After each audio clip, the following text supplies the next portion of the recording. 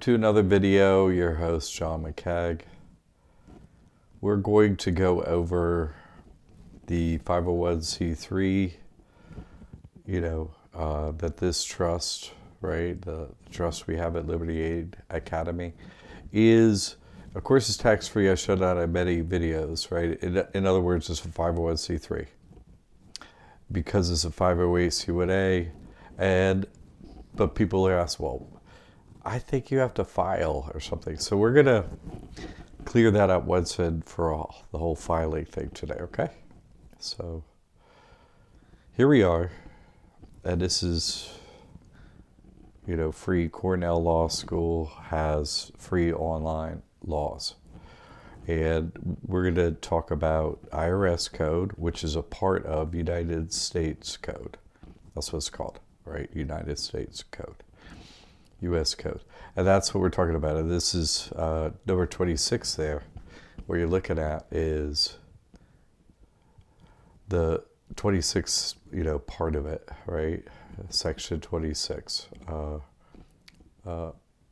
whatever it is. And then it's 508c1a, okay?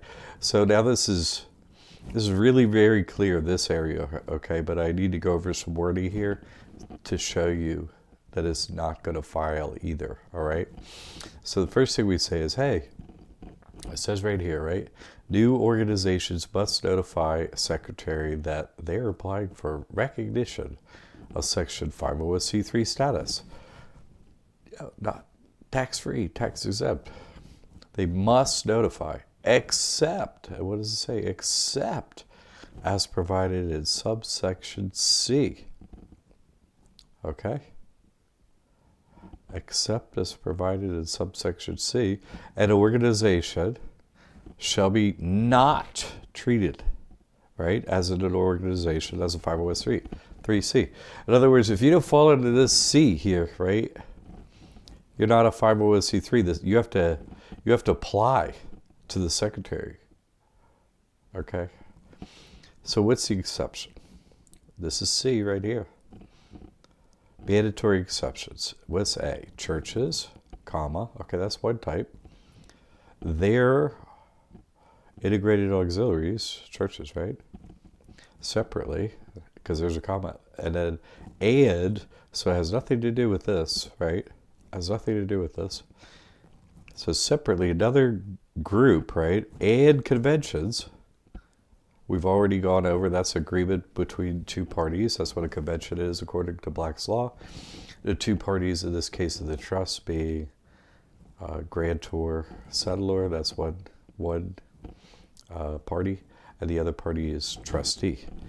It doesn't say two persons, it's just two parties is a convention. Anyway, we've gone over all that, right? So you can just see this wording. Right here, it's very specific. And conventions or associations of churches. This one right here. See how specific that wording is? Okay? That's who doesn't apply for a 501c3. You with me? Now, people's question, Ben.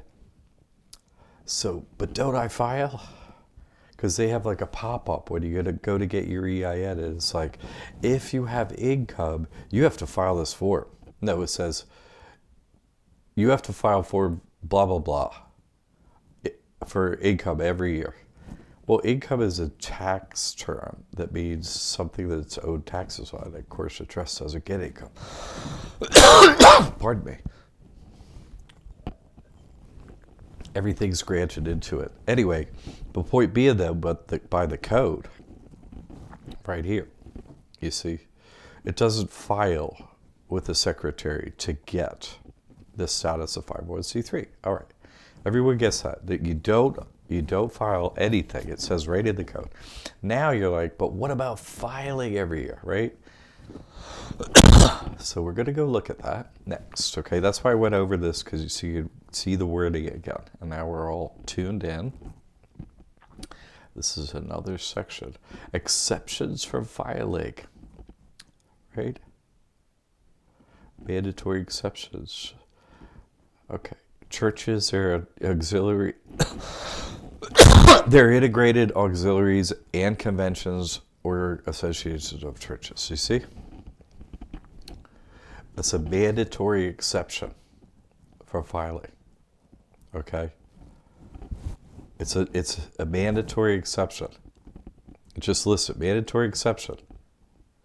Churches, the same exact wording. Do you see what I'm saying? Exceptions from filing. Churches, they don't file. I don't know how much more clear this could be. See, the in general. See, you can go up here and look at number 1 if you have a question. Paragraph 1 shall not apply to. Okay, except as provided in paragraph 3, every organization exempt from taxation shall file an annual return. Right? That's what it says. Except it shall not apply to conventions.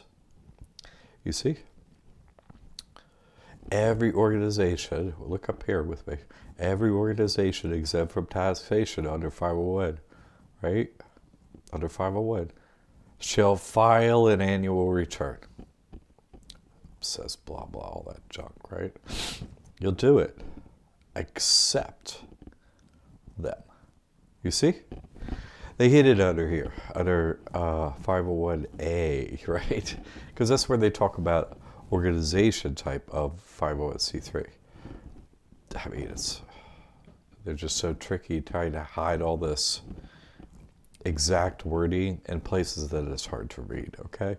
But once you see what you're looking for, this little phrase here, churches, their integrated auxiliaries and conventions or associations of churches. Once you know, you're always looking for that little section and exceptions. Easy to spot them because they match. Do you see? So this is proof that you don't apply to become 501c3. You do not. You do not apply. You just get the EIN and you're done. You do not file anything with the IRS after that point. You do not. It's an exception. It's extremely clear. It's not in any way complex. It's very simple, okay? It's hidden in thousands and thousands of pages of IRS nonsense, right? But when you see it, it's completely clear, easy to understand, very simple, okay? All right. People have been asking me, and I thought I'd make I hope this was a very concise video that helps, okay? All right. We're here for you, libertyaid.org, anytime you need us.